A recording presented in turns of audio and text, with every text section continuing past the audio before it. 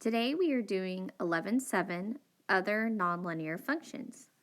So before we talked about a quadratic function, which was a parabola, and today we're going to look at some other nonlinear functions or other functions that are not lines. That's what nonlinear means, because linear means line. So nonlinear would be, it's not a line. So here's our first one we're going to look at. This is called a step function. So if you look here, we have what's called an open circle and a closed circle. An open circle means that the function does not cross at this point right here at 0, 10. It also does not hit right here at 120. So these are my coordinate points, 120. If you were to read the example, this was talking about skating rink times. And when you go to the skating rink, the first hour you have to pay $10. If you stay for 2 hours, you have to pay 20. 3 hours, you have to pay 30. 4 hours, 40, and so on. If you notice, if you didn't, your time is right here on below, and if you don't go to, if you don't skate at all, then you don't, or rent, I guess, because it's a rental cost. So if you don't rent, let's say it's ice skates at all, then obviously for 0 minutes, it's nothing. That's why they have the open circle there. But then as within that first hour, you must pay a $10 rental fee. And then once that hour's up and you get into 2, if you notice, you jump. So there is not slowly a progression of paying more. It's just that you're jumping into the next time slot. But they must have an open circle here, because after 1 hour, if you're at the 1 hour mark, you're still paying $10, not 20. So that's why it's open. Just like here at the 2 hour mark, you would still pay 20, but you wouldn't pay 30 yet. Just a little bit over 2 hours, and then you'd have to pay the $30 rental fee. So that's what this step function is an example of another nonlinear function. We also have absolute value functions. These are very, very common. The graph of an absolute value function, the most basic one, is y equals the absolute value of x. What that does, if you notice, is that none of your graph, or no parts of your graph, will be down here. They all shift up. So y equals x is a line, and it would go through 0, 0, and the most basic one looks like it would probably be this blue one right here. And that line right here, if it was a y equals x equation, would just continue down. But because of the absolute value, it shoots up this way. So if you notice, this is the rise over run of up 1 over 1. And again, it would go carry on this way, but the absolute value makes it so that it pops up the other way. So they form a V. So you can see here they have different ones. All that does is make it narrow or wider. So if you notice, the bigger the number, the more narrow it gets. And then here you have a decimal, so it's going to get wider. So this is when you get into your fractions. They make it wider. So again, the bigger the number, the more narrow the V, and the smaller, the wider it gets. Now, if you notice, I want to point out this is a negative, and you would think that that would make it so, and that's talking about this like dark purple, black, whatever this color is. This one right here, if it's a negative, you think it would make it really wide, but it's not talking about the positive or negative. It's just talking about the 2, the 4, the 0.2. The sign isn't going to change anything because of that absolute value. So even if there's a negative inside here, it just makes it a positive because of these absolute value signs. So again, you're just looking at the 4, the -2, and the 0.2, assuming don't worry about the negatives, because again, those will just make it positive. Here we have exponential functions, and the most basic formula for that is right here. F of x equals a times bx, And a cannot be 0, because if you multiply 0 by anything, you're going to get 0.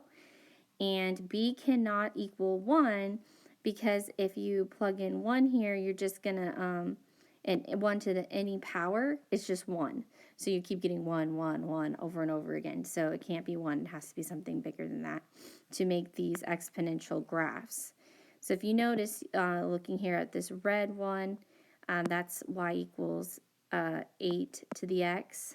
You have this blue one, that's y equals 2 to the x. You have this purple one, that's y equals 1.2x. And if you notice, they're all going through here at 1, and they're getting that because the a is 1. Because if you notice, I don't have an a right here. I just have my b to the x. So my a is 1 because I'm multiplying it by 1 each time. So it's right going through right here at 1. And if you notice, when you, this one right here is going a different direction. And this is where we get to talk about growth versus decay. So let's talk about growth. Growth, a still has to be greater than 0. Okay, so it can't be 0. And b has to be greater than 1. Okay, so the reason it has to be greater than 1 is because that's how we're going to get our growth. And that means that something is multiplying exponentially. Usually you talk about growth and decay when you're talking about science and you're dealing with bacteria in a petri dish, and they see how much it expands exponentially when you put a little bit in and they do things to it and it expands. So that would be considered one example of growth. So here, the red, the blue, and this purple one are all growth. Okay, and again, this 8, this 2, and this 1.2 are all greater than 1. But when you look at decay, that's something that is decreasing, which would be right here in green. 0.2, that is less than 1, so that's why you get the decay. It flips this exponential graph the other way. So this is just another example of a graph that is nonlinear, besides a parabola, besides a step graph, and besides the absolute value graphs. Here we have our first example. It's asking you to graph it. What it wants you to do is it gives you your f of x equation, which is the absolute value of x minus 1. The way we're going to do these today is we are going to do an xy table. So I started out, I always start with a couple negatives, 0, and a few positives. And I'm going to plug these x values into this x value right here and find what y is. We need to remember that there are absolute value signs right here, so we can't forget that when we do our formula here. So let's plug it in. We'll have the absolute value of -2 minus 1. -2 minus 1 is the absolute value of -3, which is 3. So I can go ahead and write 3 for y, and we plugged in -2 for x. We're going to do the same thing here. I'm going to plug in -1. -1 minus 1 is the absolute value of -2, which we know is 2. So I'm going to have a 2, and we plugged in -1. We have 0 minus 1 is -1, but the absolute value of -1 is 1. So I'm going to have 0, 1. I plug in a 1. 1 minus 1 is 0. So I have 1, 0. I plug in 2. 2 minus 1 is 1. Absolute value, again, is 1. So 2, 1. 3 minus 1 is 2. Absolute value of 2 is still 2. So I have 3, 2. So now I have all my points. So I can go ahead and plug this into my graph down here. So I'm going to do it in blue. The first point is -2, 3. So -2, 1, 2, 3. There's my first point. -1, 2. 0, 1, 1, I'm sorry, 1, 0, 2, 1, and 3, 2. And this should form a V. The reason I know it should form a V is because it is an absolute value graph, and this would just continue going in this direction. So absolute value graphs, they form V's. You should never have anything in the negative. Next, we are going to graph f of x equals 1/2 times 3 to the x. If you notice, this graph should be an exponential graph because of its form. This is our a and this is our b to the x power. So we're going to come over here and plug in some things. We will always be multiplying by 1/2. So I'm just going to write 1/2 all the way down so I don't forget to multiply it. And then it's always going to be 3 to whatever power. So this is going to be 3 to the negative 2. This is going to be 3 to the negative 1. This is going to be 3 to the 0, 3 to the 1, 3 squared, and 3 to the third.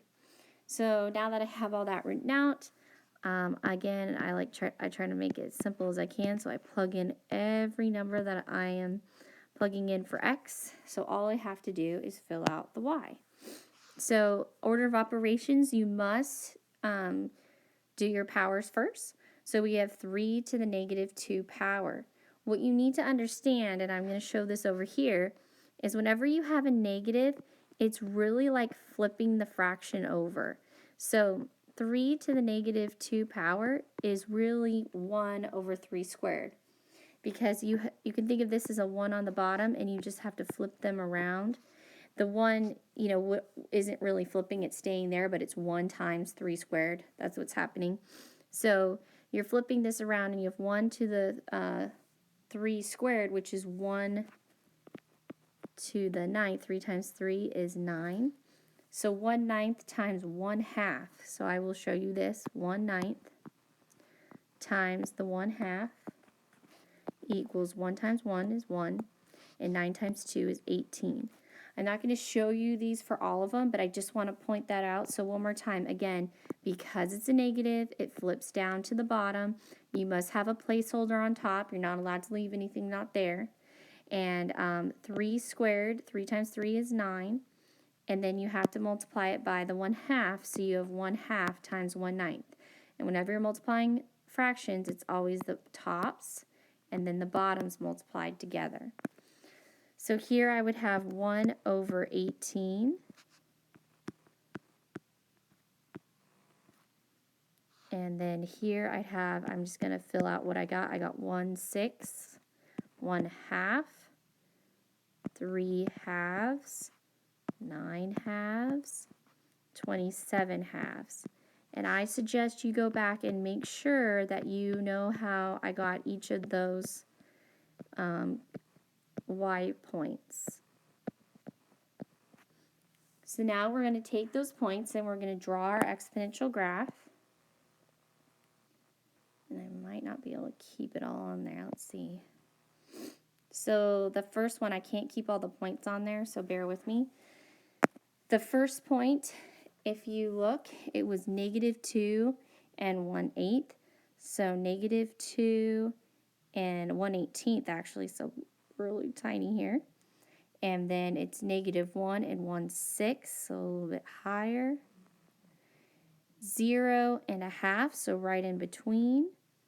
1 and 3 halves, which is 1.5, so 1.5. And 2 is 9 halves, which is 4.5. So 2 and 1, 2, 3, 4.5. And then 3 and 27 halves, which is 13.5. Okay, so 3, 1, 2, 3, 4, 5, 6, 7, 8, 9, 10, 11, 12, 13.5. About right there. And I can connect my exponential graph, and I will double check. 1, 2, 3, 1, 2, 3, 4, 5, 6, 7, 8, 9, 10, 11, 12, 13.5. So there we have it. So this is our exponential graph, and this is a growth because it's going up here in this direction. A decay would come in this way and get smaller and smaller.